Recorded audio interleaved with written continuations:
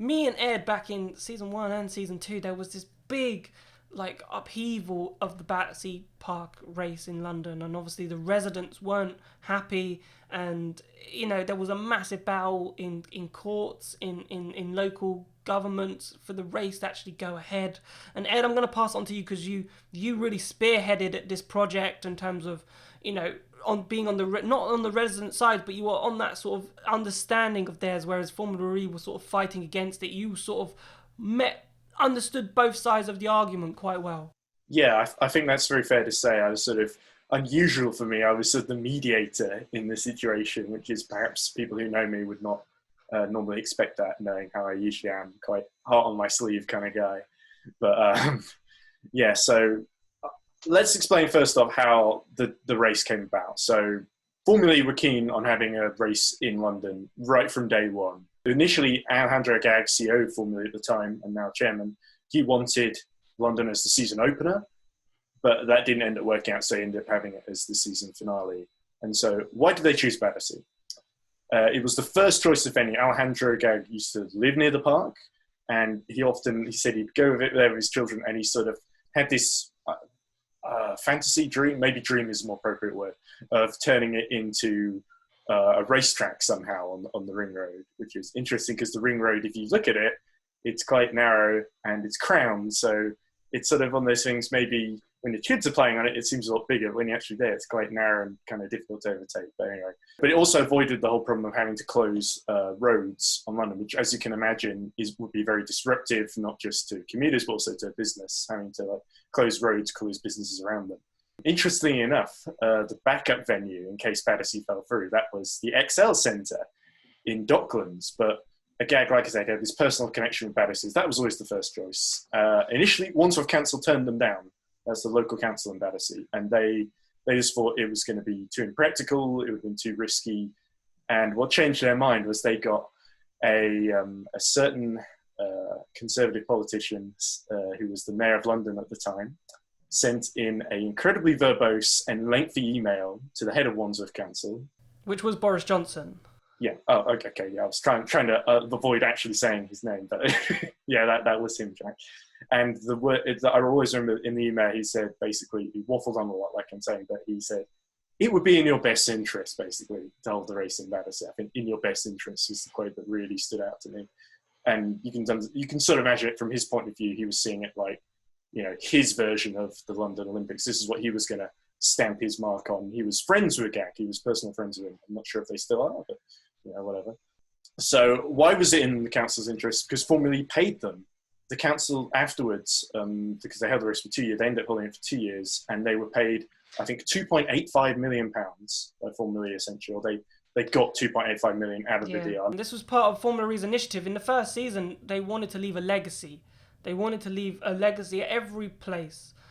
So it wasn't just, we're coming in, we're doing a race, and then we're going away. So there was sort of some benefits. Because obviously Formula E, in the first 2 seasons, they needed to persuade host cities to actually, be part of the championship. And by doing that, giving them funds to actually, improve facilities. Because, the area around Battersea Park and Wandsworth did get a lot of money, and they did use that to improve the facilities. It wasn't, that money wasn't just, put away to the side. Wandsworth did actually use that money to improve facilities elsewhere in the borough and at Battersea Park itself. So that's why Formula E were giving Wandsworth Council at the time money, and hence also why Boris Johnson said that it is in your best interest, because you're going to get this money from Formula E, and you can use that anyway best fit to improve the facilities in your borough.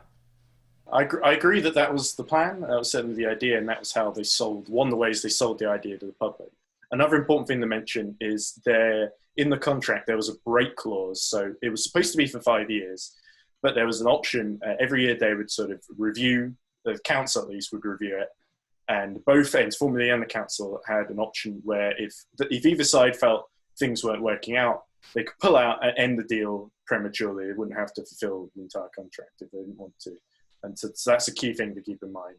Another thing, just this is a small thing, but in August 2014, Formula E did a secret test with Lucas di Grassi in the park at 4 a.m. in the morning. So nobody was awake. They put the barriers up. They did one run with di Grassi, He basically did a lap. And because nobody woke up, they used that as sort of proof of concept that to help sell, another thing to help sell the race, the fact that, look, we didn't wake anyone up, that proves that we're not going to be a loud, noisy, disruptive event. That was one of our gag speak things. And to me, that's a little disingenuous because it's, if you've ever been to a Formula E event, you know, it's not just the cars making noise. There's the EJ pumping out his tunes. You've got the TB helicopter whirring overhead. So to me, it was a little disingenuous. So the deal was agreed. So far, so good, right? You think? And in early 2015, they started construction because obviously it wasn't just the putting on the barriers and stuff. They had to lay down extra tarmac for the chicanes to make so the FIA could approve the circuit for, you know, the level that Formula E needed to race at the time, which I believe was grade 3. This was the problem that the residents had, if I remember correctly, because, you know, they say they weren't properly consulted on the actual event, but, you know, when they started seeing those diggers come in and actually dig up a bit of the grass to then become tarmac, that's when this whole resident thing and this whole war with Formula E that lasted 2 years really got underway. Maybe war's a strong word, but thinking back, yeah, it did feel a bit like kind of a war. They took it very personally. And because when they saw John Fox, who was the guy who started it all, he was a local surveyor. He woke up one morning, looked out the window and saw these diggers in the park. And when he shared this thing around, and it sort of, it didn't exactly go viral, but in the local community, it certainly did. And they all really clutched onto that. It was like, our park is being attacked. It's almost like they felt they, you know, a bit of their, you know, this place that they cherished and went to every day was being, you know, altered, and they feared it would be like that some of the damage might not be able to be repaired. So that's how initially it was called, say, Battersea Park. Later they renamed themselves to Battersea Park Action Group. So this is where young 19-year-old university student Edward Hunter, yours truly, gets involved. So the first race went ahead. I went and I had a great time. But there were a lot of negative news stories surrounding the event. And specifically, one of the things I really upset was the month-long construction period. And the rock residents complained it was really chaotic and disorganized. There's like kids going through the park nearly getting run over by heavy goods vehicles. They also didn't like the fact that there were like 400 HGVs making journeys there and back to get all the bits of concrete in. So I was hearing about this, and my first impression was that, honestly, at the time, I felt they were being a bit ignorant and petty, really. And almost spoiling it for Formula E fans in a way. But my student hall, it wasn't far away. So I heard about these local meetings they were holding at a place called Ethelberger Community Centre, which is right next to the park. And usually it's just used for like children's parties. I remember when I actually got there, there was like balloons still in the ceiling from party 3 hours before. I sort of put out an olive branch to the residents. I wanted to hear their side of the story, at least hear them out. And so the first meeting I went to, I remember it was 23rd of October, 2015. I went in full Mahindra gear, bright red. So couldn't have stuck out like more of a sore thumb at all. And I went there sort of expecting, all right, I'll come in, I'll sign up. And I told them I was coming beforehand as well. They'll listen to what I have to say, they'll laugh, or they won't be impressed, and eventually they'll tell me to go away, basically. There'll be one meeting, and I probably won't come back. And against all expectations, I went in, sat down. I've got a few odd looks, you know, naturally. And but they were all really nice. They were welcoming, and I remember what really set the tone. The guy chairing the meeting was a guy called Professor Paul Eakins. And he was a really nice guy. I remember he started off, he said, this is what we're going to talk about today. And also thanks to Ed Hunter, who's joined us today. He's a Formula E fan, and he's come to hear us out. And he says, so basically, you know, let's hear what he has to say. Let's take him seriously. Be nice, guys. And he didn't have to do that. And so I really appreciated that.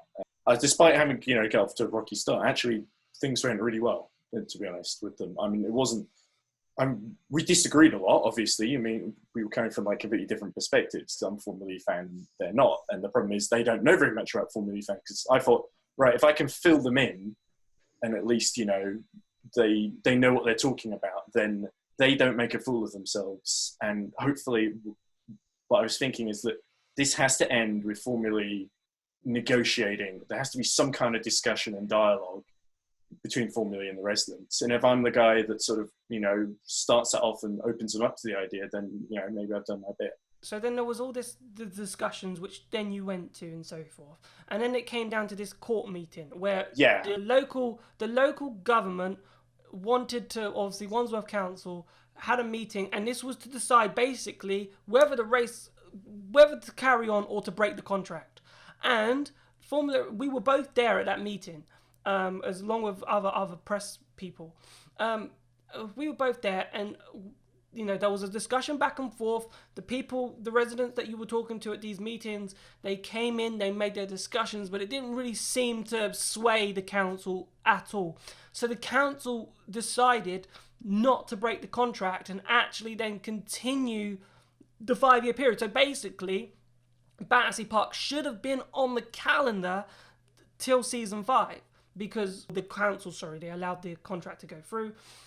So it should have been there. So just to sort of wrap up the story, how did the residents in effect then sort of stop because Formula E pulled out. The end of the story is Formula E pulled out. They said, fine, we won't race here, we'll find another location. So just run us through how the residents actually, talked to Formula E, and Formula E said, fine, we'll pull out of the contract despite us having a written agreement now to say that we have the right to race there till season 5.